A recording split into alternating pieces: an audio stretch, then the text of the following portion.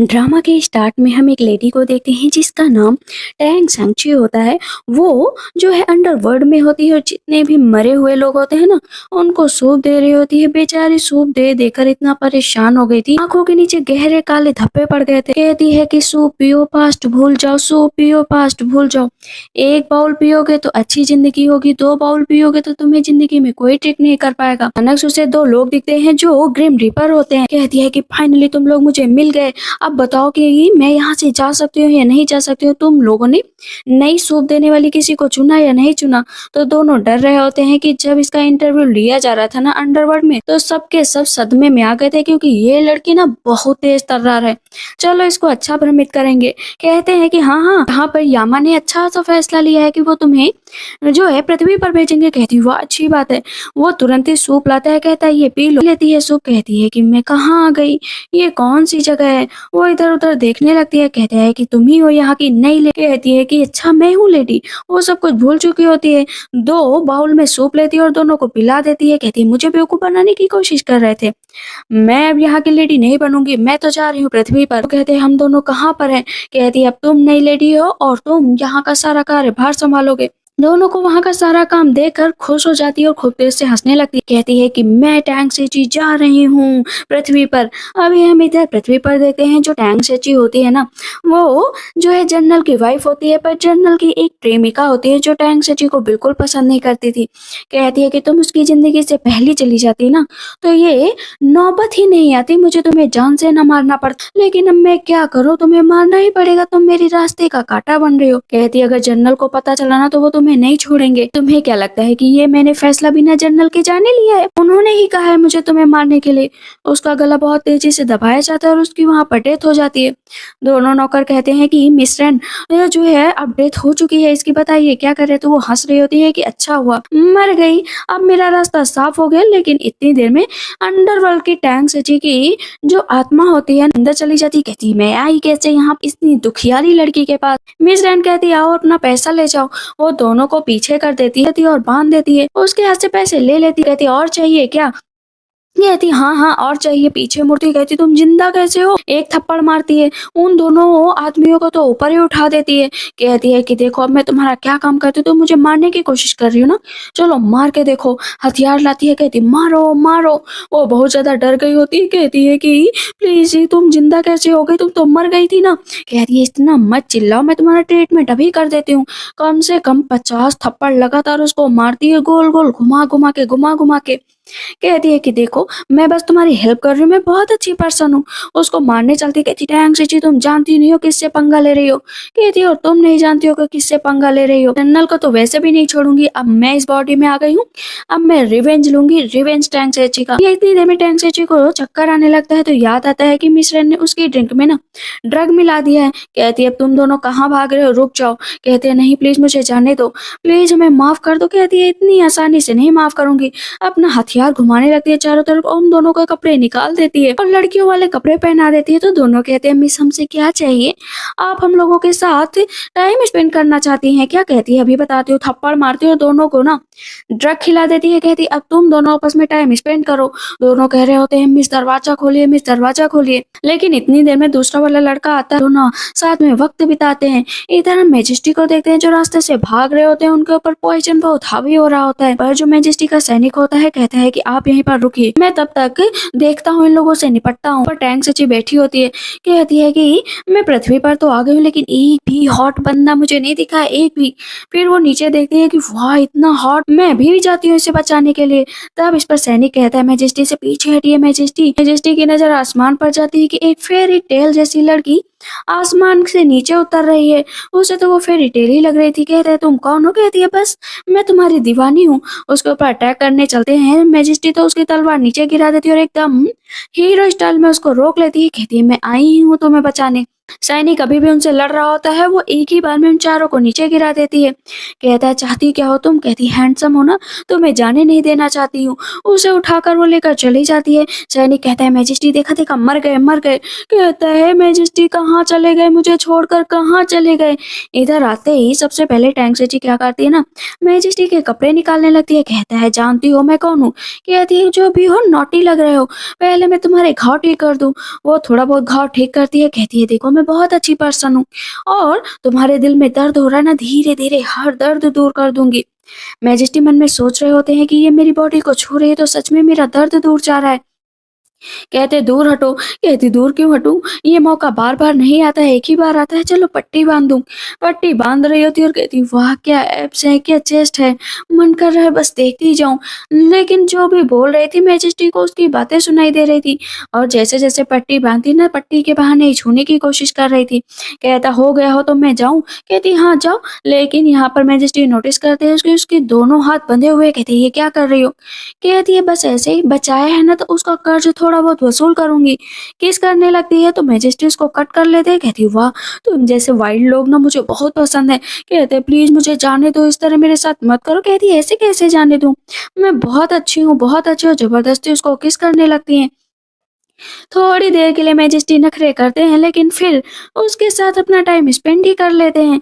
इधर हम देखते हैं, अभी जनरल को जो वापस आ चुके होते हैं, जैसे ही वो मिस रैंड को देखते हैं, कहते हैं, कौन है? थप्पड़ मार देते हैं कि ये कौन सी गलत लड़की आ गई। कहती है, जनरल मैं ही हूँ, मैं ही हूँ। अब यहाँ पर मिस रैंड की दासी बताती है कि टैंग सीची ने ना मिस को बहुत मारा है। कहते हैं कि अभी ये हालत है, जब शादी नहीं हुई, शादी हो जाएगी तो वो तुम्हारे साथ क्या करेगी? कहती है कि मैं तो बस ऐसे ही कह रही थी। तब इस पर दासी कहती है, वो किसी और आदमी के साथ ना वक्त बिता रही है। जनरल कहते हैं, उसकी इतनी हिम्मत। यहाँ पर मिस रैंड कहती है, ऐसी नहीं किसी लड़की की इज्जत उछालते हैं, मेरी सिस्टर अच्छी होंगी। जनरल कहते हैं, अच्छी नहीं होगी, मैं आज उसको अच्छा सबक सिखाऊंगा, चलो यहाँ से। कहता है, टैंक सिची दरवाजा खोलो। मैंने कहा ना दरवाजा खोलो। इधर हम देखते हैं कि टैंक सिची के कमर में दर्द हो गया होता है। कहती, फाइनली मेरे हस्बैंड आ गए। इधर हम मैजेस्टी को देखते, होश आता है तो कहते हैं, मेरी बीमारी थोड़ा बहुत तो ठीक हो ही गई है। लेकिन वो ये भी नोटिस करते हैं कि टैंक सिची ने पहली बार उस वक्त बिताया है। इतना देखना था कि वो वहां से चले जाते हैं, और इधर जैसे ही जनरल दरवाजा खोलते हैं ना, तो वो बहुत बड़ा सा गदा लेकर बाहर निकलती है। कहती है, सबको मार डालूंगी। सब कहते हैं, ये क्या है, इतनी हिम्मत तुम्हारे अंदर कैसे आई? जनरल टैंग सिची का गला पकड़ लेते हैं। यहाँ पर मिस रैन कहती है कि मुझे पता है सिस्टर, आपने मुझे बहुत मारा है। कहती है, तुम्हें मारा है और मार खाना चाहती हो क्या? जनरल कहते हैं कि तुम इस तरह हट कैसे कर सकती हो? वो जनरल का हाथ पकड़ लेते हैं तो सैनिक आता है और सैनिक को भी जोरदार मारती है। जनरल बार बार कह रहे थे, क्या कर रही हो, क्या कर रही हो, तो 20 थप्पड़ जनरल को भी लगाती है और दोनों गाल सेम लाइल कर देती है। सारी सैनिक कहते हैं, ये क्या हुआ, सच में ये तो कितनी पावरफुल है। अब जनरल को दिखाई भी नहीं दे रहा होता है तो मिस रैन कहती है, अरे मैं नहीं हूँ, उधर देखो ये है। सैनिक कहता है, जनरल ये तो वियर्ड लग रही है, ये सच में टैंक सिची नहीं लग रही है। मिस रैन कहती है, आप मेरे लिए फैसला लीजिए ना। कहते हैं कि फैसला तो लेना ही पड़ेगा, आज ही मैं इसे घर से निकाल दूंगा। यहाँ पर मन में सोचती है कि हाँ, मन निकाल दोगे, लेकिन मैं खुद यहाँ से चली जाऊंगी, लेकिन मैं जाऊंगी कहाँ, मेरा कौन सा घर है? वैसे भी मैं बहुत बोर हो रही हूँ, अब यहाँ का सारी चीजें देखकर ना बहुत मजा आएगी। इधर हम देखते हैं, जो है टैंग सिची के घर को, जहाँ पर चारों तरफ तहलका मचा होता है। उसके फादर कहते हैं कि मेरी बेटी को वो जनरल इतना परेशान कैसे कर सकता है, उसे क्या कर लगता है कि मैं कमजोर हो गया हूँ? मैं कमजोर नहीं हुआ हूँ, मैं उसे सबक सिखा कर ही रहूंगा। उसकी माँ भी कहती है यहाँ पर, लेकिन उसकी एक गोद ली हुई सिस्टर होती है, कहती है कि टैंग सिची ने कुछ गलती की होगी, इसी वजह से उसे वो घर से निकाल रहे हैं। उसके फादर कहते हैं, हाँ सही कहा मेरी बेटी ने, लेकिन उसकी माँ अपने हस्बैंड का गला पकड़ लेते हैं कि चलो अपनी बेटी को लेकर आते हैं। उसकी एक छोटी बहन भी होती है, कहती है, हाँ मदर चलो लेकर आते हैं। लेकिन जो गोद ली हुई सिस्टर होती है ना, वो बहुत दुष्ट होती है, कहती है, मैं एक को यहाँ से भगाती हूँ तो एक फिर से आने को तैयार हो जाता है। इधर हम देखते हैं कि सैनिक हर जगह मैजेस्टी को ढूंढ रहा होता है कि मैजेस्टी कहाँ है, कहाँ है। फाइनली मैजेस्टी आते हुए दिख जाते हैं, कहते हैं कि कोई भी क्लू नहीं बचा, फाइनली मैजेस्टी आप ठीक हो गए। मैं उसको गले लग जाती कि मैजेस्टी आपको जिंदा देखकर खुशी हुई, लेकिन जब नजरें ऊपर उठाते हैं तो मैजेस्टी की हालत देखकर कहते हैं, मैजेस्टी आपको क्या हुआ? कहते, चुप बैठो। कहते, अरे नहीं, मेरी मैजेस्टी की इज्जत से किसी ने खिलवाड़ कर दिया, इतना बुरा तो बैटल फील्ड में भी नहीं होता, लेकिन आप तो औरतों से दूर रहते थे। कहते वही तो वो जनरल के फैमिली की लड़की है। पता लगाओ कि आखिर कौन आ गया है, कौन है जो मुझे छू रहा था। इतनी देर में हम देखते हैं कि टैंग जी का भाई आ जाता है, कहता है कि मेरे लिए फैसला लीजिए। जनरल के हाउस में मेरी बहन है, बहुत परेशान कर रहे हैं, उसके साथ बुरा व्यवहार करते हैं। इधर हम टैंग जी को देखते हैं जिसको जलाने का पूरा इंतजाम किया गया था। कहती जलाओ ना, इतना देर क्यों कर रहे हो। जनरल कहते हैं हाँ सही कहा। इस पर जो है मिस रैन कहती है जलाओगे तो हम लोग मुसीबत में पड़ जाएंगे, अगर इसकी फैमिली आ गई तो। जनरल कहते हैं इससे सब नफरत करते हैं, कोई नहीं आएगा। लेकिन तब तक पीछे से आवाज आती है कि मेरी बेटी को कौन जला रहा है, अभी बताता हूँ। आगे जाते हैं तो जनरल का सैनिक तलवार निकाल लेते हैं। कहते हैं हिम्मत कैसे मेरे रास्ता ब्लॉक करने की, मैं भी छोटे मोटे खानदान से नहीं हूँ। मन में सोचती सही कहा, मेरे फादर भी ऐसे वैसे घर से नहीं है, और मेरी मदर तो बहुत बहादुर है। उसके मदर फादर और उसकी सिस्टर को भी उसके मन की आवाजें सुनाई दे रही थी। कहती है कि मदर मेरी बहन ने तो मुंह भी नहीं खोला, लेकिन उसके मन की आवाजें हम लोगों को सुनाई दे रही हैं। इस पर जनरल कहते हैं फादर इन लो आप यहाँ से जाइए, टैंक जी हमारी जिम्मेदारी है, इसको मेरे हवाले कर दीजिए। कहती हूँ बेला तुम्हारे हवाले कैसे कर दे, मेरी माँ अच्छा फैसला लेंगी। इतनी देर में ही उसकी माँ मारती है सैनिक को और हाथ में तलवार ले लेती है कि जब तक टैंक जी की माँ जिंदा है ना उसको कोई हाथ नहीं लगा सकता। कहती वाह ये तो मजा आ गया, मजा आ गया, मेरी माँ तो अच्छी है। यहाँ पर जनरल कहते हैं ठीक है इन लोगों को जाने दो, अपना पीछे मुंह उठा लेते। कहती बेटी मैं आ गई हूँ, याद रखो कि मैं तुम्हें मरने नहीं दूंगी। तुरंत ही जाके रस्सियाँ खोलने लगती है। कहती तुम डरी तो नहीं ना।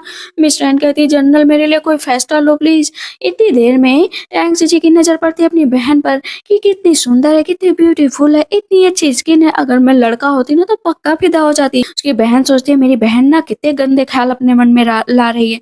जनरल कहते हैं इस तरह इसको यहाँ से नहीं ले जा सकती वरना तीनों को जला दूंगा। वहां पर जनरल आग लगा देते हैं कि तीनों के तीनों वहां पर जलने लगते हैं। उसके फादर कहते हैं कि मैं अपने बच्चों को और अपनी वाइफ को इस तरह मरने नहीं दूंगा, मेरी बेटी बाहर आ जाओ, बाहर आ जाओ। वो चिल्ला रहे होते हैं लेकिन यहाँ पर टैंक जीजू को बहुत तेज खांसी आने लग रही थी। मैं भी चांसलर के घर में उनकी बेटी से शादी करने वाला हूँ, मेरा रुतबा बहुत ज्यादा है।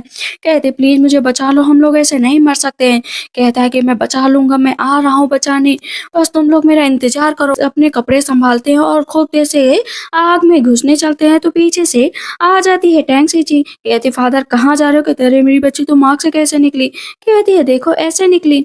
वहां पर अपनी बहन और अपनी माँ को भी बचा लेती है। कहती है फादर हम लोग उन लकड़ियों को पीछे धक्का देकर निकल आए हैं। पीछे से बोल रही होती है टैंक जी की मुंह बना लो, मुंह बना लो।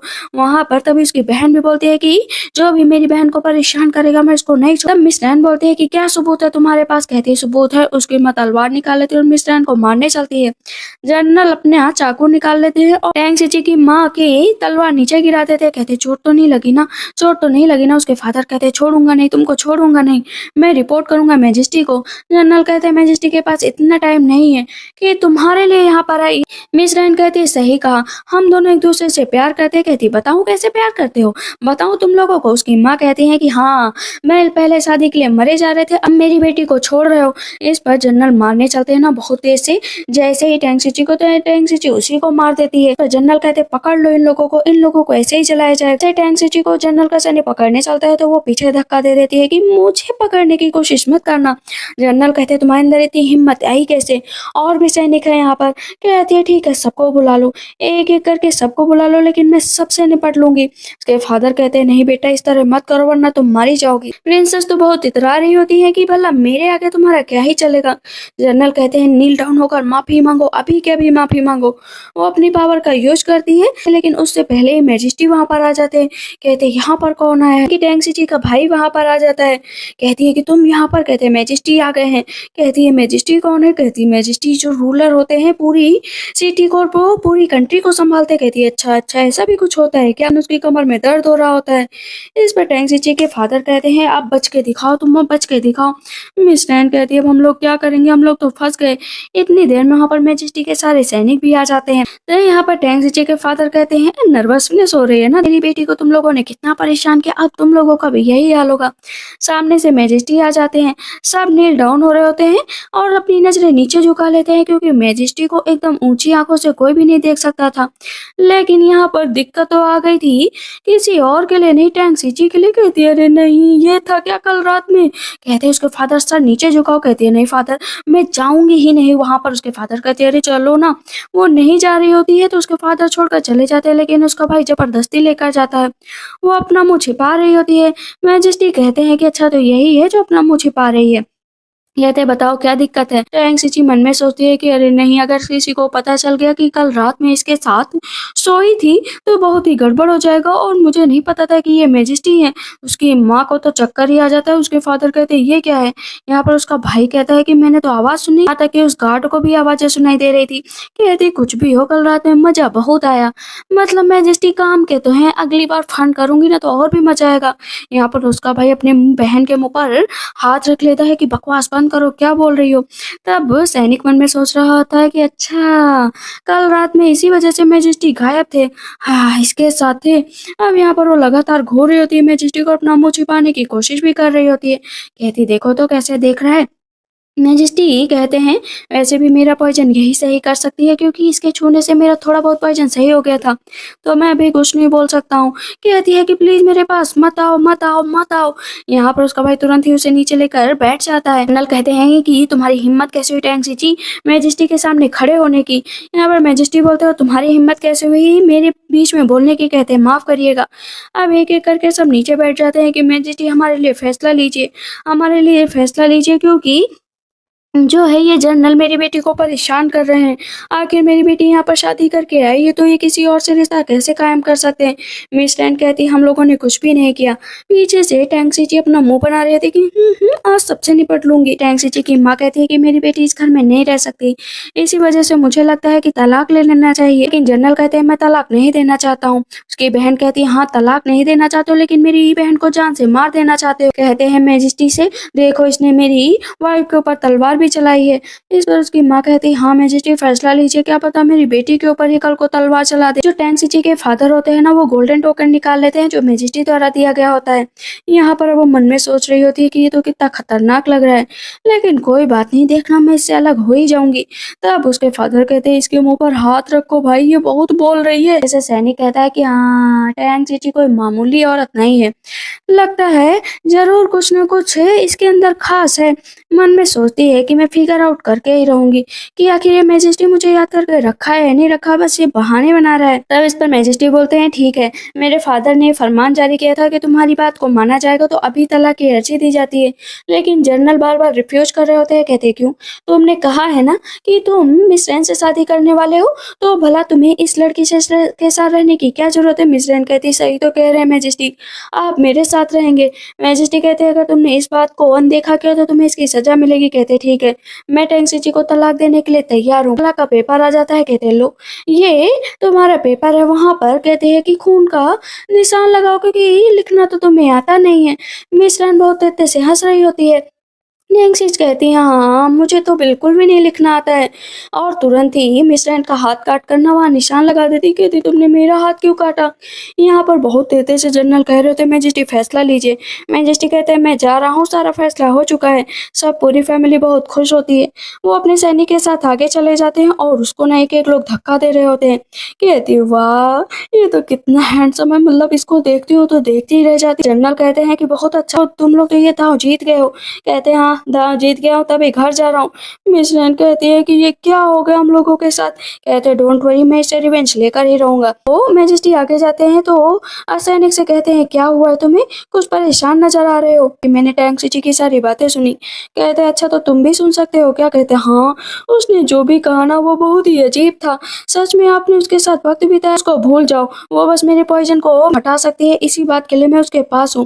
कहते हैं ठीक है चलो चलते हैं। सारे सैनिकों को लेकर वो चले जाते हैं। इधर हम देखते हैं टैंक्सी को जो अपनी मदर और फादर से कहती है कुछ काम है इसीलिए मैं जा रही हूँ, आप लोग आराम करिए। उसकी माँ कहती है ऐसा क्या काम है? मन में सोच रही होती है कि जनरल के घर में इतना सारा खजाना है, आखिर मुझे वो सारा खजाना चुराना जो है आगे मेरे काम आएगा। उसकी मदर कहती है नहीं तुम वहां पर अकेले मत जाओ। कहती क्या आप लोग मेरे मन की बातें सुन रहे हैं क्या? तो यहाँ पर उसकी बहन बोलती है कि नहीं ऐसी कोई बात नहीं, वो तो हम लोग कह रहे थे ना कि एक ही ख्याल है, तो क्यों ना हम सब भी चलते हैं तुम्हारे साथ, जहाँ तुम जाओगी वहां हम लोग भी जाएंगे। उसकी माँ कहती है हाँ हाँ सही कहा, चलो चलते हैं।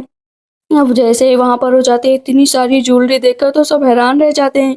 वो तो बहुत तेज़ से हँस रही होती है कि मदर हम लोग तो अमीर हो गए, सारा भर लो। इधर सारा सामान पैक हो जाता है, कहती फादर चलो सब कुछ मैंने समेट लिया है। उसके फादर वहाँ से चले जाते हैं, लेकिन आगे बढ़ते हैं तो बॉक्स खाली होते हैं। कहती इसमें पत्थर भर देती हूँ, आगे जो है हाउलिंग को दिखाने में मजा आएगा। मैजेस्टी को देखते हैं जिन्हें बार-बार टैंग सी चीज़ सपने में सता रही होती है, वो केस उसका वो छूना, वो उससे दूर हट ही नहीं पा रहे थे। कहते टैंग चीची तुम मिल गई ना तो मैं तुम्हें जिंदा नहीं छोड़ूंगा।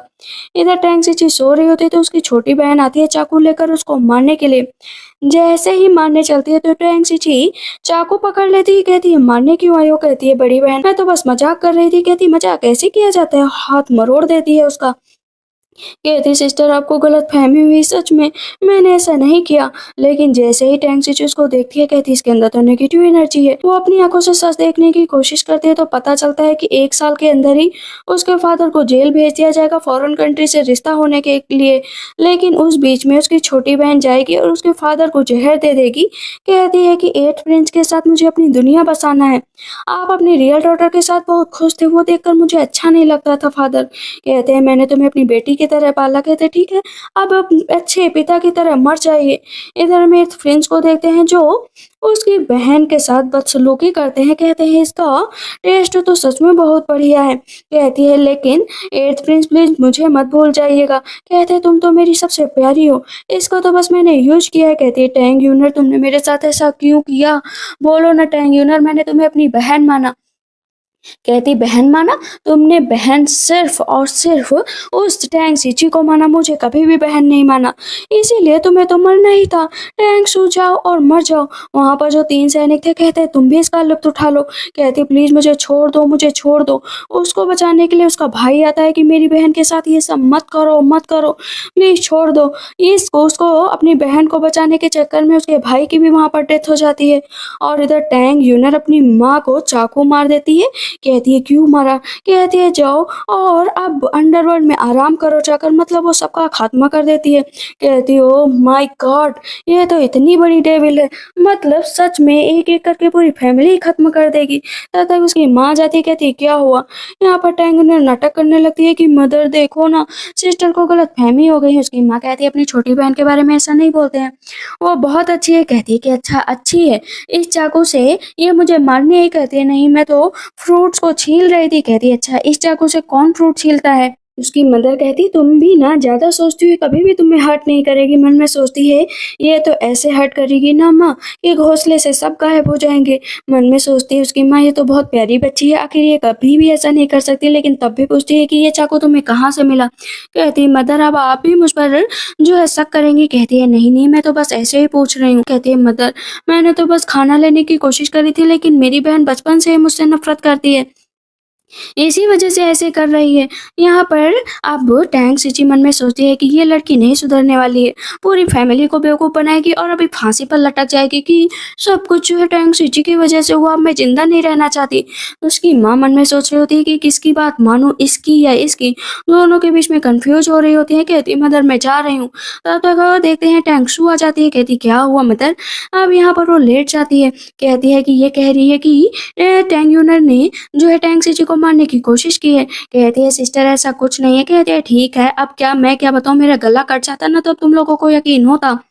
मन में सोच रही होती है कि बाहर रही है, शायद इसी वजह से कुछ समझ नहीं पा रही है, लेकिन बहुत जल्दी अपनी बहन को समझ जाएगी। इतनी देर में दासी आती है और बताती है टैंग यूनर फांसी लगा रही है, मैं इसको बचा लीजिए चलकर। अब उसकी बहन और उसकी माँ कहती है क्या सच में टैंग सिची ने जो कहा था वो सही है? सारे ये नाटक स्टार्ट करिए।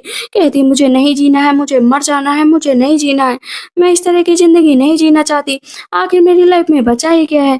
उसकी माँ आती है, कहती क्या हुआ, तुम ऐसे क्यों मर रहे हो? टैंग सिची दूर से खड़ी होती है, कहती मर जाए? मरेगी नहीं, लेकिन देखना इतना नाटक जो कर रही है। माँ से कह रही होती है कि माँ मुझे नहीं जीना है, प्लीज मुझे मर जाना है। तब इस पर उसकी माँ कहती है नहीं इसे मर जाने दो, अगर ये इतना ही परेशान हो रही है ना तो मर जाने दो। पीछे से टैंग सिची कहती वाह मेरी मदर तो होशियार है, आखिर इसके इरादे पता चल गए। कहती है मैं सच में मर जाऊंगी। कहती है मर जाओ। कहती है मैं सच में मर जाऊंगी। मदर कहती है मर जाओ, अगर मरना चाहती हो तो देर मत करो। कहती है एल्डर सिस्टर प्लीज मैं ऐसे नहीं मरना करना चाहती हो? कहती हाँ ठीक है, यहाँ पर कोई भी सेंसिबल नजर नहीं आ रहा, लेकिन मैं बहुत सेंसिबल हूँ। कहती क्या करने वाली हो? नीचे से स्टूल हटा देती है और वो लटक जाती है। कहती मर जाओ, जीभ निकालो, बड़ी सी जीभ निकालो। उसकी माँ कहती है इसको उतारो। उसको नीचे उतारती है, कहती है कि तुम मुझे जान से मारना चाहती थी। कहती है मैंने कुछ नहीं किया है, सपने देखा है कि मैं तो तुम्हें आराम से मौत देना चाहती थी, लेकिन तुम खुद नहीं मरना चाहती थी। कहती रेडिकुलस कहीं की। उसकी माँ कहती रेडिकुलस ये नहीं, रेडिकुलस तुम हो। इस तरह का टेंट्रम यहाँ पर दिखाती हो, यह सब तुम्हारे ऊपर अच्छा नहीं लगता है। टैंगशु कहती है कि टैंग यूनर आज से अच्छे से रहना, याद रखो। मन में सोचती है टैंग सीची की कितना भी कहो लेकिन होपलेस ही रहोगी। ये लड़की बहुत आगे तक जाएगी, देखना प्रिंस से मिलेगी और प्रिंस के साथ अपना रिश्ता आगे बढ़ाएगी। टैंग सीची कहती है इसको कोई भी सजा नहीं दी, बहुत लाडली है ना। तुरंत ही उसकी माँ कहती है माफी मांगो। कान पकड़कर माफी मांग रही होती है कि प्लीज मुझे माफ कर दो। तुरंत ही टैंग सीची आती है, कहती मदर आप तो कितनी अच्छी हैं, आपने सजा दे दी। मैं तो यहाँ से जा रही हूँ। तीनों वहां से चले जाते हैं। टैंग यूनर बैठी होती है, कहती इस इडियट टैंग सीची की वजह से मेरा सारा प्लान फेल हो गया। मैं पूरी फैमिली को मार देती है, लेकिन अब मैं क्या करूं। चुपके से हम देखते हैं कि टैंग यूनर दरवाजे से निकल रही होती है, लेकिन वो सोच रही थी कि वो अकेले है। पीछे खड़ी होती है। टैंग सीची कहती है जाओ जाओ, जहां भी जाओगी वहां मैं भी आऊंगी। इतना याद रखो कि चाहे रात हो चाहे दिन, मैं तुम्हें पकड़ कर ही रहूंगी। हंसने लगती है, फिर भूल जाती है कि पकड़ना भी है। पीछे से हम देखते हैं कि उसकी मदर और बहन भी होते हैं। मदर क्या हम लोग सच में इसे पकड़ेंगे? क्या हमारी बहन इतनी दुष्ट हो सकती है? कहती है कि अरे चलो, अगर कुछ गड़बड़ हुआ ना तो भाई और फादर फंस जाएंगे, आखिर होल फैमिली को बचाना भी है। इधर हम मैजेस्टी को देखते हैं, जिनके ऊपर पॉइजन फिर से हावी हो रहा था। सैनी कहता है दवा खा लो। कहते दवा से काम नहीं चलेगा। तो सैनी कहता मैं रॉयल डॉक्टर को लेकर आता हूँ। कहते नहीं, टैंग सीची को लेकर आओ। वो वहां से भागता है। इधर हम देखते हैं कि आगे आगे टैंग यूनर, बीच में टैंग सीची और सबसे लास्ट में उसकी माँ और उसकी बहन सब एक दूसरे का पीछा कर रहे होते हैं। और यहाँ पर सबसे पहले जो है तीनों नोटिस करते हैं कि वो सच में एर्थ प्रिंस से मिलने आई है। टैंगसू कहती है मदर कहीं इसका इससे कोई प्रिंस से रिश्ता तो नहीं है। कहती है ऐसे कैसे पता चलेगा, चुप बैठो, धीरे धीरे बोलते हैं वरना पकड़े जाएंगे। जो टैंग यूनर होती है कहती है कि मैंने रेजिडेंस में अच्छा तहलका मचा दिया है। हाथ पकड़ते हैं एर्थ प्रिंस उसका, कहते हैं ये याद रखो कि आगे चलकर मैं तुम्ही से शादी करने वाला हूँ, जैसे ही क्राउन प्रिंस बन जाऊंगा। पीछे से उसकी मदर बहन कहती देखो हाथ पकड़ा, देखो हाथ पकड़ा। टैंग फैमिली के अंडर में पूरी मिलिट्री पावर थी, इसी वजह से एट्थ प्रिंस पहले मिलिट्री पावर अपने हाथों में करना चाहते थे ताकि राजगद्दी पर वो बैठ सके। कहती यो हाइनेस चिंता करने की जरूरत नहीं है, आप जितनी मेरी केयर करेंगे मेरा प्यार आपके लिए बढ़ता जाएगा। पीछे से कह रही होती है टैंग जी प्यार नहीं बढ़ेगा, खतरा बढ़ेगा। एविल क्राफ्ट देता है, कहता जाओ बाहर पेड़ पर, पेड़ के नीचे से जो है जमीन खोद के दबा देना। कहती है ठीक है ऐसा ही करूंगी। कहते हाँ उसके बाद मैं आगे का इंतजाम कर लूंगा। कहती है कि आप मेरे डैड को ट्रबल में डालना चाहते हैं क्या? कहते हैं हाँ, अरे मर भी गया वो बुढ़ा तो क्या करने से, मैं तो तुम्हारी जिंदगी में हूँ ही। कहती हाँ ब्रिलियंट फैसला है, आप जो कहेंगे वही मैं करूंगी। उसकी बहन कहती इन दोनों के बीच क्या चल रहा है? कहते चलो भाग चलते हैं। टैंग सीची अभी भी खड़ी होती है, कहती है कि आप मेरी हेल्प करते हैं ना तो मुझे बहुत अच्छा लगता है, उस टैंग सीची को रास्ते से हटा दो। कहती है अच्छा मुझे रास्ते से हटाने की बात कर रही है, दुष्ट कहेगी। अभी बताती हूँ। खूब सारे कौवे वहां पर छोड़ देती है जो लगातार उसके ऊपर पॉटी ही पॉटी करे जा रहे थे। कहती है कौवे कहाँ से आ गए? एर्थ प्रिंस भी कहते कहाँ से आ गए? कहती और लो पॉटी खाओ, पॉटी खाओ, पॉटी खाओ, पॉटी चखो, मजा आ जाएगा। पीछे से हम देखते हैं तब तक हाउलिंग आ जाता है। कहता है कि क्या कर रही हो तुम यहाँ पर? कहती है ओ नो, अब तो मैं फंस जाऊंगी। कहती है अरे चलो यहाँ से। उन दोनों को धक्का देकर वहां से चली जाती है। कहती है कि एर्थ प्रिंस मैं यहाँ से जा रही हूँ, आप भी अपना काम करिए। एर्थ प्रिंस भी वहां से चले जाते हैं। इधर उन दोनों को रास्ते में देख कर कहती क्या करने आए थे? तो हाउलिंग उसके ऊपर तलवार से वार करने चलता है, वो तलवार को बीच से तोड़ देती है। हाउलिंग कहता है ये तलवार मैं बचपन से चला रहा हूँ, आतनी टूटी इसने कैसे तोड़ दी? कहती है कि मिस्टर तुम बहुत ज्यादा नहीं होशियार बनने की कोशिश कर रही हो, जनरल मेंशन से क्या चली गई, याद कर रही हो क्या? कहती हाँ याद कर रही हूँ, कितने दिनों से तुम दोनों का मेकअप नहीं किया। कहती है मेरा मेकअप मत करो। कहती है अरे गाल लाल करने का अपना ही मजा है। कहती है मैं तुम्हें छोड़ूंगी नहीं, मैं तुमसे पद में भी बड़ी हूँ, तुम्हें तो मेरे सामने ग्रीट करना चाहिए। जनरल कहते हाँ ग्रीट करना चाहिए।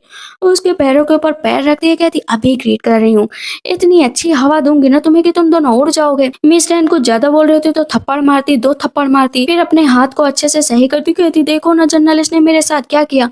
जनरल कहते आज मैं तुम्हें लेसन सिखा कर ही रहूंगा। उसका हाथ पकड़ती है, कहती मेरा साल लड़ाई करने की कोशिश कर रहे थे। उसका हाथ उतने पर ही तोड़ देती है, एक बार नहीं दो बार, और नीचे गिरा देती है। जनरल कहते हैं मेरा हाथ टूट गया, दूसरा हाथ भी तोड़ देती है और नीचे गिरा देती है। दोनों जमीन पर पड़े हुए होते हैं। कहती है देखो मेरा बैड टेम्पर है, लेकिन तुम लोग मुझे गुस्सा दिला ही देते हो ना। बस याद रखो मैंने तुम लोगों को जान से नहीं मारा। दोनों दोनों कह रहे होते हैं कि तुम इस बार लिमिट क्रॉस कर गए, मैं अपने फादर को बताऊंगी। कहती जाओ जाओ फादर को बताओ, कुछ भी करो, मुझे कोई लेना देना नहीं है। इतनी देर में हम देखते हैं कि सैनिक आ जाता है।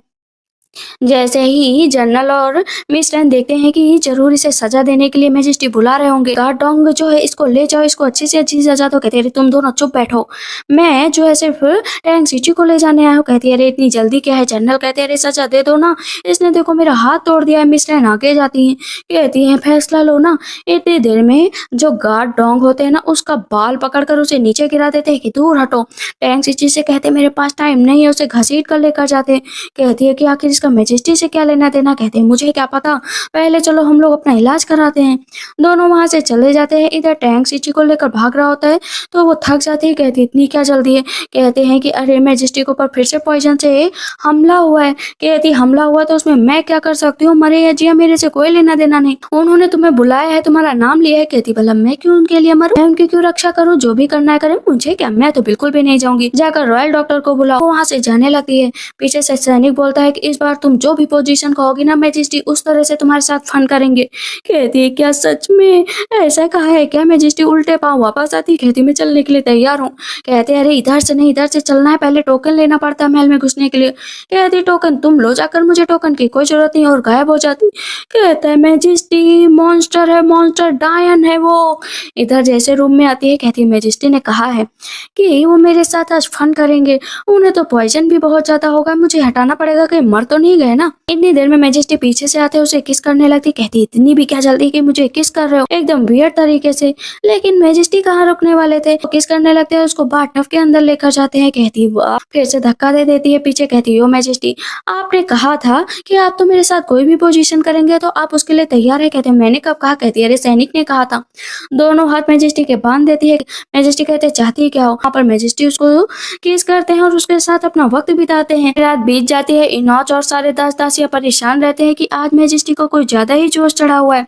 इधर हम मिस रैन को देखते हैं कि फादर देखो ना, उस टैंक चीची ने जनरल का हाथ तोड़ दिया है। तो इस पर जो चांसलर होते हैं कहते हैं कितनी गंदी बात है ना, कितनी शर्मनाक बात है कि एक लड़की ने जो है जनरल का हाथ तोड़ दिया है, मुझे तो कहने में भी शर्म आ रही। कहती है नहीं फादर, आजकल वो बिल्कुल वियर्ड बिहेव कर रही। कहते कितना भी वियर्ड बिहेव करे, लेकिन इस तरह भला वो तुम्हारा हाथ कैसे तोड़ सकती हो। चलो ठीक है, मैं मेंशन जाऊंगा और अपॉर्चुनिटी मिलते ही जो है सबसे पहले उसके फादर और उसके भाई को जो है मिलिट्री से बाहर निकलवा दूंगा। कहते ठीक है फादर, आप प्लीज मेरी हेल्प करिए। टैन मिस टैन कहती है कि आप देखो मैं तुम्हें कैसे डिस्ट्रॉय करती हूँ, कम्प्लीटली डिस्ट्रॉय। सुबह होते ही सारे दास दासी आपस में बातें करने लग रहे थे कि प्रिंस ने एक लड़की के साथ रात बिताई। लेकिन पीछे से जो है क्वीन मदर आ जाती है। कहती है किस लड़की के साथ रात बिताई और तुम लोग यहाँ पर ऐसे चुगलखोरी कर रहे हो। एट प्रिंस कहते हैं तुम लोगों की जुबान काट दी जाएगी। वो दोनों माफी मांगते हैं कि आगे से ऐसा नहीं होगा। कहते जाओ यहाँ से। यहाँ पर हम देखते हैं कि जो एट प्रिंस होते हैं कहते हैं मदर आपने तो कहा था कि वो कभी भी किसी लड़की के साथ नहीं आएगा, फिर आज वो एक लड़की के साथ कैसे आ गया। वो तो लड़कियों के पास जाता भी नहीं था, अगर उसको बच्चा हो गया तो। कहती है अपनी माँ पर यकीन रखो, ऐसा कभी नहीं होगा। मदर अगर ऐसा हो गया तो। कहती है मैंने कहा ना, चलो देखती हूँ कि कौन सी लड़की। सुबह होते ही जैसे टैंक सिटी उठती है ना, बगल में प्रिंस को देखती है तो भागने लगती है। लेकिन प्रिंस पीछे ही होते हैं और उसको फिर से पकड़ लेते हैं। आने लगती है तो कहते हैं थोड़ी देर और रुक जाओ ना। कहती है मेजेस्टी प्लीज, अब तो मुझे जाना ही पड़ेगा। कहते हैं लेकिन क्यों जा रही हो। यहाँ पर मेजेस्टी की भी कमर में दर्द हो रहा था। कहती है कि मुझे मेंशन अपने वापस जाना पड़ेगा, मेरे मदर फादर भी मुझे ढूंढ रहे होंगे। कहते हैं क्या बस एक रात के लिए आई थी। कहती है देखो एक रात का ही मामला था, अब मेरे प्यार में मत पड़ जाना, क्योंकि मैं तो लीजेंड हूँ, लीजेंड, और मेरे पीछे कोई भी नहीं आ सकता। तभी पता चलता है कि मैजेस्टी की मदर आ गई। तो कहते मैं दरवाजा खोल रहा हूँ, तुम यहीं पर रुको। अपना वहां से गायब हो जाती है। बाहर मदर आती है, उसकी कहती है मैंने सुना कल रात तुमने एक औरत के साथ बिताई, मैं भी तो देखूं वो खुश नसीब औरत कौन सी है। कहता है मदर ऐसी कोई बात नहीं। कहती है मैंने कहा ना उसे बाहर निकालो। सब लोग बहुत बेसब्री से इंतजार कर रहे होते हैं। दरवाजा खुलता है, वहां पर कोई भी नहीं होता। उसकी मदर कहती है लड़की कहाँ चली गई। मन में क्राउन प्रिंस सोचते हैं कि ये लड़की मेरी बेइज्जती करवा कर ही रहेगी, मतलब पूरी रात। मदर तो यही सोचेंगी कि मैं अकेले ही था और बस अकेले में ही इंजॉय कर रहा था। कहती कहाँ गई। कहता है कि वो थोड़ी देर पहले ही गई, आप बाद में मिल लेना। उसका भाई कहता है कि अच्छा अपने लवर को छुपाना चाहते हो। बाहर से गार्ड आ जाता है, कहता है कि चलो जल्द से जल्द चलो। कहता है कहाँ चलना है। कहते हैं बस आप चलो तो। इधर हम देखते हैं कि टैंक से चीज जा रही होती है। कहती है अच्छा है, मैं तो यहाँ से निकल गई हूँ। लेकिन इधर घर पहुंचते ही वहां पर उसे ब्लैक एनर्जी दिखाई पड़ती है। कहती थोड़ी देर के लिए क्या गई, यहाँ पर तो मौत मंडराने लगी। कहती नहीं गड़बड़ है गड़बड़ है, कुछ तो हिडन टीचर यहाँ पर छिपा कर रखे हो, लेकिन किसने छिपाया होगा। सामने से यूनर आ रही होती है। कहती है कि रोग आ चुकी हो तो बताओ कि तुमने यहाँ पर क्या किया है। कहती है सिस्टर मैंने यहाँ पर कुछ भी नहीं किया, हमेशा बच्चों जैसी हरकतें क्यों करती हो। कहती बच्चों जैसी नहीं, कुछ तो छिपाने की कोशिश तुम कर रही हो। कहती सिस्टर मैंने कुछ भी नहीं छिपाया, मैं तुमको बता दूं। पीछे से उसके मदर और फादर आ जाते हैं। कहते हैं कि बताओ क्या हुआ। यहाँ पर जैसे ही टैंक से देखती है कि उसके फादर के सर पर भी मौत मंडरा रही है। कहते ये कैसे हो गया, मुझे अपनी फादर को बचाना पड़ेगा। जब सब लोग उसके मन की बातें सुनते हैं तो उसके फादर कहते हैं अरे मुझे कुछ नहीं होगा, मुझे कभी ना तो कोई फंसा सकता है और ना ही मैं जेल जाऊंगा, क्योंकि मैंने आज तक एक पैसा भी नहीं लिया है कहीं से चुरा कर। यूनर कहती है कि सही कहा फादर सही कहा। कहती है तुम ना चुप बैठो, ये लड़की ही फादर आपको फंसाएगी। उसके फादर कहते हैं क्या हुआ। मन में सोचती है कि फादर आज से आपको फॉरेन कंट्री से हाथ मिलाने के जुर्म में जो है कैद कर लिया जाएगा। यहाँ पर उसकी माँ जाती है, कहती बताओ क्या हुआ है। यूनर खींच कर लेकर जाती है। कहती है कि मदर आप इस लड़की के पास बार बार क्यों जाती है, ये बहुत ही चालाक है। मन में सोचते हैं चालाक नहीं हूँ, ट्रबल आने ही वाली है, मुझे तुरंत बचाना पड़ेगा वरना सब कुछ डूब जाएगा। कहती है भागो स्टोर रूम में भागो। लेकिन इतनी देर में सैनिक आ जाते हैं। सैनिकों को वहां पर आया हुआ देखकर अब यूनर तो मन ही मन खुश हो रही होती है, एथ प्रिंस ने शायद अपना काम कर दिया है। सामने से हम देखते हैं तब तक हाउलिंग आ जाता है। कहते हैं हाउलिंग तुम फिर से यहाँ पर आ गए। कहता है कि हाँ आ गया। उसके फादर कहते हैं चलो मेरी बेटी यहाँ से नहीं जाएगी, तुम कितना भी कोशिश कर लो, इन गार्ड्स को वापस लेकर जाओ। हाउलिंग कहता है कि मैं तुम्हारी बेटी के लिए यहाँ पर नहीं आया हूँ, कहते हैं मैं मैजेस्टी के कमांड पर आया हूँ।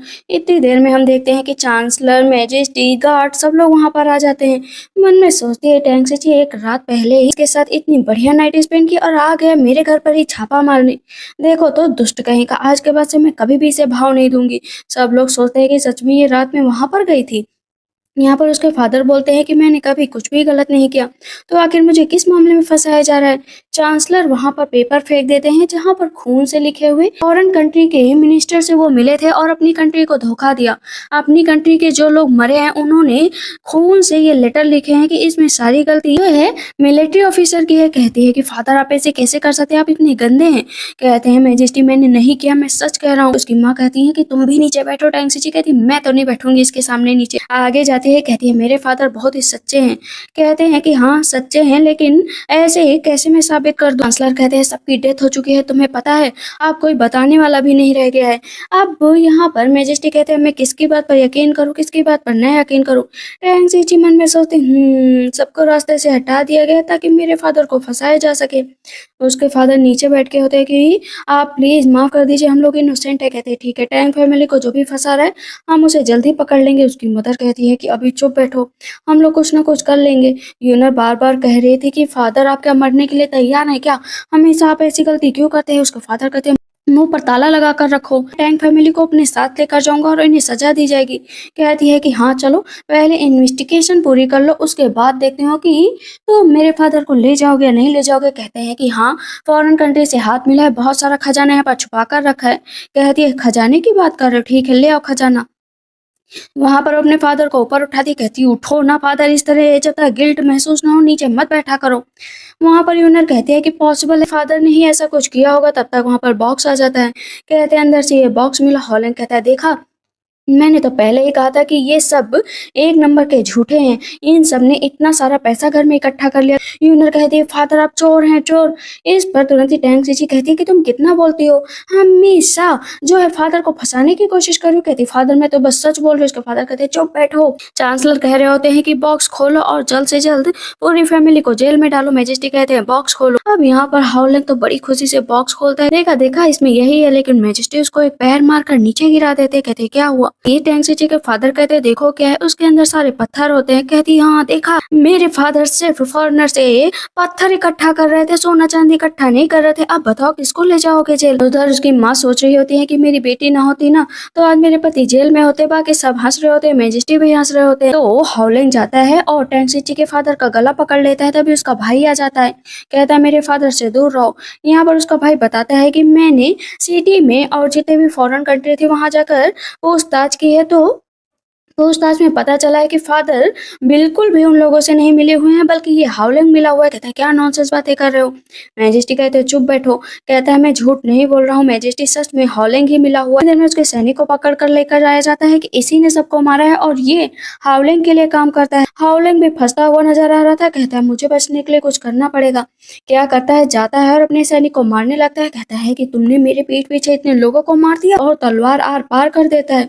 मतलब एक सबूत था वो भी उसने हटा दिया था।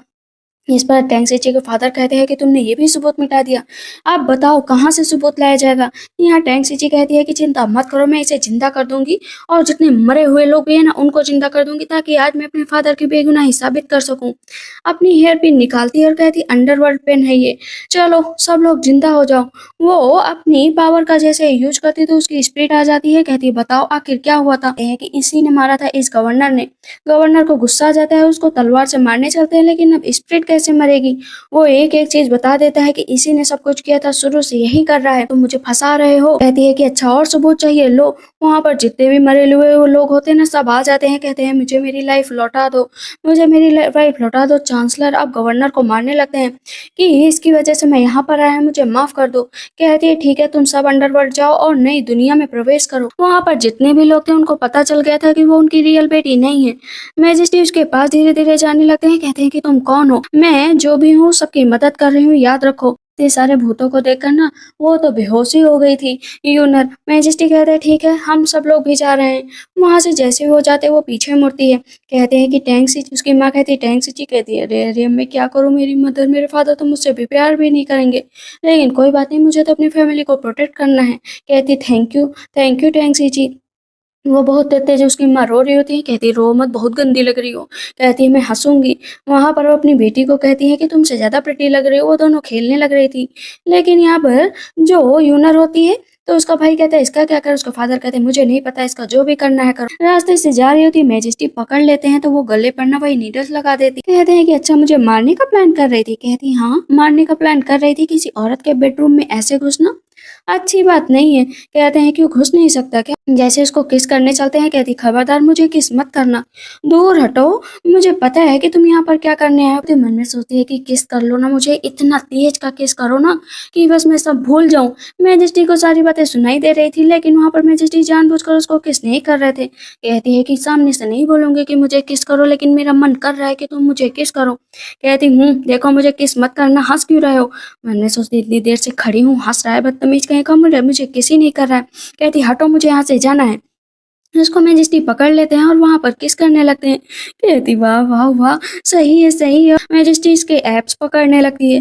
तो ऐसे उसको पता चलता है कि वो क्या करे। कहती है दूर हटो, मैं ऐसी लड़की बिल्कुल भी नहीं, मैं बहुत अच्छी हूँ, मैंने तो बस ऐसे ही टच कर लिया था।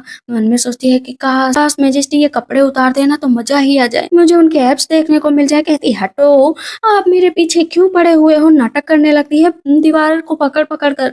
मैजेस्टी कहते हैं ठीक है अगर तुम्हें जाना है तो जाओ। कहती मुझे पता था कि तुम्हें मेरी कोई जरूरत नहीं है। कहते एक बार पीछे तो देख लो। मैजेस्टी अपना कपड़ा थोड़ा सा हटाकर बैठ जाते हैं, उसके नाक से ब्लड निकलने लगता है। कहती हो अब तो हिल भी जाना पड़े ना, इसको देखने के बाद तो मैं चली जाऊंगी। वहां पर वो छूने लगती है। कहती मजा आ गया, और वहां पर दोनों अपना टाइम स्पेंड करते हैं। इधर हम देखते हैं कि सुबह होते ही मैजेस्टी जो है टैंक सीची के रूम से निकल रहे होते तो उसकी बहन कहती मैंने तुम्हारे रूम से किसी को निकलते हुए देखा। कहती नहीं नहीं कोई नहीं था। कहती मैंने देखा है। मन में सोचती है अगर मेरी बहन ने मैजेस्टी को देख लिया होता ना तो आज सारा काम गड़बड़ होता। उसकी बहन कहती कि ओ मैजेस्टी के साथ। अरे नहीं, कहती सिस्टर थोड़ा सा चलो आराम कर लो, वैसे भी आज हम लोग पार्टी में जा रहे हैं, क्या तुम चलोगी? सबके सब पार्टी में पहुंच चुके होते हैं। यहाँ पर हम देखते हैं कि क्वीन मदर भी एट्थ प्रिंस के साथ जाती हैं। सब फूलों का आनंद ले रहे होते हैं। टैंक्सी की नजर पड़ती है एट्थ प्रिंस पर, जो उसकी बहन पर ना बहुत ही ज्यादा फिदा टाइप नजर आ रहे थे। उसे छूने की कोशिश करते तो वो हाथ पीछे कर लेती, लेकिन फिर भी वो उसके साथ बात करने के लिए जाती है। टैंक्सी देख लेती है कि वो बड़े ध्यान से देख रही है। कहती क्या देख रही हो? तुम्हें बिल्कुल भी पसंद नहीं आ रहा ना कि मेरी सिस्टर एट्थ प्रिंस के साथ है? कहती है ऐसा कोई बात नहीं है, एट्थ प्रिंस मुझे बहुत लाइक करते हैं। कहती हाँ लाइक तो करते हैं, लेकिन पता नहीं कितना लाइक करते हैं ये तुम्हें नहीं पता है। यूनर का गुस्सा सातवें आसमान पर होता है। कहती है कि टैंक्सी और टैंक्सू मैं तुम दोनों को ही नहीं छोड़ूंगी। एट्थ प्रिंस जैसे ही टैंक्सू के बालों में फूल लगाने चलते हैं तो वो पीछे हट जाती है। कहती है मुझे जाना ही पड़ेगा। क्यों, क्या हुआ? मैं किसी और को लाइक करती हूँ। गार्ड आ जाते हैं मैजेस्टी के तो उसका हाथ पकड़ लेती है। कहती है कि मुझे ये गार्ड डोंग पसंद है, तू मुझे पसंद करती हो। वो उसे मीठा खिलाती है और कान में जाकर कहती प्लीज मेरी हेल्प कर दो अभी के लिए। कहते हैं ठीक है हेल्प कर देता हूँ। कहते हैं चिंता मत करो, हम दोनों एक दूसरे के लिए ही बने हैं। वो दोनों एक दूसरे की तरफ देख रहे होते हैं। दूर से टैंक्सी उन दोनों को देख रही होती है। जैसे ही टैंक्सू गिरने वाली होती है कहती वाह क्या गिरावट है। दोनों को देखती है कि नोट बंध रही है, मतलब दोनों एक दूसरे के लिए ही बने हैं। जैसे अगर मैजेस्टी उसको डरा देते हैं। कहती है ऐसे मत डराया करो, वैसे भी मैं मर चुकी हूँ, लेकिन बार बार मरने का मन नहीं करता है। तभी सामने से उसकी मदर आ जाती है। टैंक्सी मन में सोचती है मदर है, लेकिन इन दोनों को देखकर तो बिल्कुल भी नहीं लगता है कि ये माँ और बेटे हैं। मैजेस्टी कहते हैं क्या कह रही हो? कहती मैंने क्या कहा, मैंने तो कुछ भी नहीं कहा। कर रही होती है वो अपनी आंखें ओपन करती, कहती वाह, वो जो पहले क्वीन मदर थी ना उनका बेटा था, और मैजेस्टी जो है क्राउन प्रिंस को सारे कार्यभार संभाल कर गए थे। लेकिन जब क्वीन मदर की डेथ हो गई, एट्थ प्रिंस की माँ क्वीन मदर बन गई और वो अपने बेटे को राजगद्दी तक ले जाना चाहती है। यहाँ पर एशियन हमला करने आएंगे और यही हमला करवा रही है दुष्ट कहीं की। देर में ऊपर से अटैक होने वाला होता है। कहती हटो, लेकिन एशियन बहुत ज्यादा आ जाते हैं तो क्वीन मदर कहती मार डालो मेरे बेटे को, मार डालो। वहां पर वो उसको लेकर जाने लगते हैं। मैजेस्टी टैंक्सी को कहती है कि इतनी डेंजरस टाइम पर तुम मुझे लेकर कहाँ जा रहे हो? मैं यहाँ पर लड़ाई करूंगी। कहते हैं ठीक है फिर लड़ो। वहां पर कहती है अब लाइफ और डेथ का सवाल है। पावर का यूज करने लगते हैं। वहां पर सबके कपड़े खुल जाते हैं, उन सब पे पॉटी गिर जाती है। सबके सब मर जाते हैं, लेकिन एक सैनिक बच जाता है। टैंक्सी को बचाने मैजेस्टी को चोट लग जाती है। कहते हैं कि रुक जाओ अभी तुम्हें बताती हूँ। वो अंडरवर्ल्ड से जितने भी भूत थे ना उनको बुला लेती है, पर क्वीन मदर की भी हालत डाउन हो जाती है, वो बेहोश हो जाती है। फिजिशियन कहते हैं कि क्वीन मदर को शॉक लगा है, लेकिन बहुत ही जल्दी ठीक हो जाएंगी, लगभग 3 दिन तो लगेंगे। कहती है 3 दिन? पर टैंक्सी कहती है कि नहीं, 3 दिन का इंतजार कौन करेगा, मुझे अपनी ट्रिक अपनानी ही पड़ेगी। महक वाली मेडिसिन तैयार करती है जिससे बहुत गंदी स्मेल आ रही होती है। सब कहते हैं ये क्या करोगे? कहती है अरे क्वीन मदर को पिलाऊंगी। पास जाती है, कहती है एक बार सूंघ के देखो। कहता है नहीं, इससे तो बहुत गंदी बदबू आ रही। कहती कोई बात नहीं, मैं ही पिला देती हूँ। क्वीन मदर उठती हैं तो कहती है ये कौन सी जगह है, मैं कहाँ पर आ गई हूँ? क्योंकि उसने वहाँ पर अपनी पावर का यूज किया था क्वीन मदर के दिमाग पर, तो अब वो भूल चुके थे कि एट्थ प्रिंस उनके बेटे हैं। मीन्स अब वो मैजेस्टी को ही अपना बेटा मानने लगी थी। क्योंकि बेटे को कितनी चोट लग गई। कहते रे मेरा बेटा। टैंक्सी को याद आता है कि उसकी बहन कहाँ पर है। यूनर जो है टैंक्सी को लेकर गई थी। इधर में टैंक्सी को होश आ जाता है। कहती है यूनर तो मुझे कहाँ पर ले हो, और प्रिंस यहाँ पर क्या कर रहे हैं? कहते फाइनली तुम्हें होश आ ही गया। कहती लेकिन मैं यहाँ पर आई कैसे, और मुझे मेरे हाथ पैर काम क्यों नहीं कर रहे हैं? पता चलता है यूनर ने उसे ड्रग दिया था। कहती है यूनर तो मुझे ड्रग कैसे दे सकती हो, मैंने तुम्हें हमेशा ही अच्छे से ट्रीट किया है, तभी तुम मुझे हर्ट कर रही हो। एट्थ प्रिंस कहते हैं बातें करने का टाइम खत्म, अब मेरे साथ वक्त बिताओ। कहती है जो भी करोगे तुम्हें पता है मैं नोबेल प्रिंसेस हूँ, अगर मुझे टच भी किया ना तो तुम्हें कोई भी जिंदा नहीं छोड़ेगा। कहता है यहाँ से जिंदा बचोगी तब ना, वैसे भी मैं अपना काम निकाल कर तुम्हें यहाँ पर मार डालूंगा।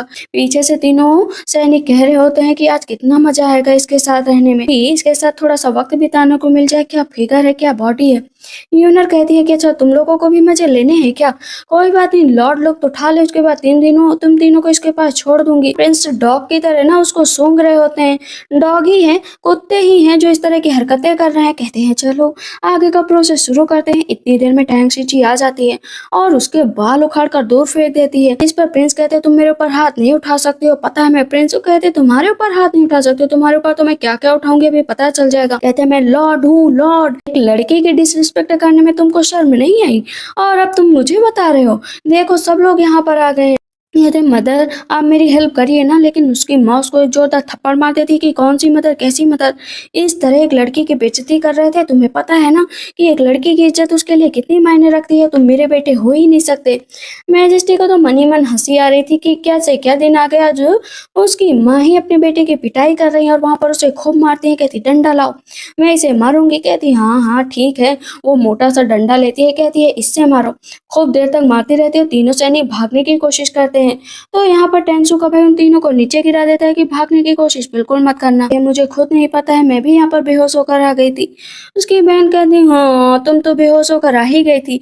अपने भाई से कहती तुम जरा दूर हटो, एक जोरदार थप्पड़ लगाती है। कहती तुम मुझे मार कैसे सकती हो, तुम जानती हो ना कि मैं कौन हूँ। कहती अरे नहीं, मेरा हाथ तो ऐसे ही उठ जाता है, पता है क्या करूँ, मेरे हाथ में ना खुजली हुआ करती है कि मैं कब ऐसे गंदे लोगों को इतना मारूं कि मेरे हाथों की खुजली मिट जाए। ये तो प्रिंस की हालत तो देखने वाली होती है। यहाँ पर वो अपने भाई से कहती है टैंक्सी जी कि तुम भी जाओ, मैं तब तक यहाँ पर संभाल लूंगी। ड्रग की एक गोली खिला देती है और उन तीनों लड़कों को भी कहती है इंजॉय करो, तीनों आपस में ही इंजॉय करो।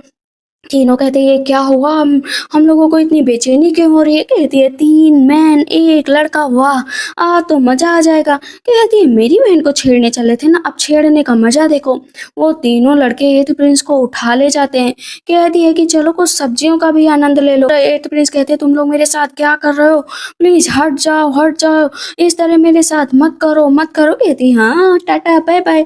सैनिक जो है एथ प्रिंस का बुरा हाल कर देते हैं, लेकिन ये खबर पूरी तरीके से सिटी में फैल चुकी थी कि कल रात बहुत देर से आवाज आ रही थी एथ प्रिंस 3 लड़कों के साथ थे। कहते ये लड़के लड़के आपस में कब से एंजॉय करने लगे, और सामने से एथ प्रिंस आ रहे थे बिना कपड़ों के। कहते हैं कि मैं तुमको छोड़ूंगा नहीं टैंक सीची, कि तुमने मेरा जो हाल किया है। कहते हैं कि मैजेस्टी क्वीन मदर के साथ बैठे हुए होते तब तक एथ प्रिंस आ जाते हैं, तो मैजेस्टी उठकर दूर चले जाते हैं। एथ प्रिंस कह रहे होते हैं कि मदर आप मेरी माँ है, भूल गई क्या, याद करो कि आप मेरी माँ है। तब तक टैंक सीची आ जाती है, कहती देखा मेरा कमाल। कहते हैं लेकिन अगर मदर के सर से भूत उतर गया तो। कहती बिल्कुल नहीं उतरेगा, मेरा ऐसा जादू ही है। देखते हैं कि एथ प्रिंस को हमेशा के लिए क्वीन मदर छोड़ देती है और बस वो रोते ही रह जाते, यहाँ तक कि वो दांत भी काट लेते हैं, लेकिन मदर उनकी तरफ बिल्कुल भी ध्यान नहीं देती है। लेकिन टैंक सीची बताती है कि मैं अंडरवर्ल्ड की हूँ, ये तो तुम्हें पता ही होगा, लेकिन अब मैं जाने वाली हूँ। तो घोस्ट होते आ जाते हैं, कहते हैं लेकर तो चलना पड़ेगा, लेकिन ये इतना प्रे कर रही है तो इसकी बात मान लेते हैं। लेकिन जो सामने मैजेस्टी बैठे हैं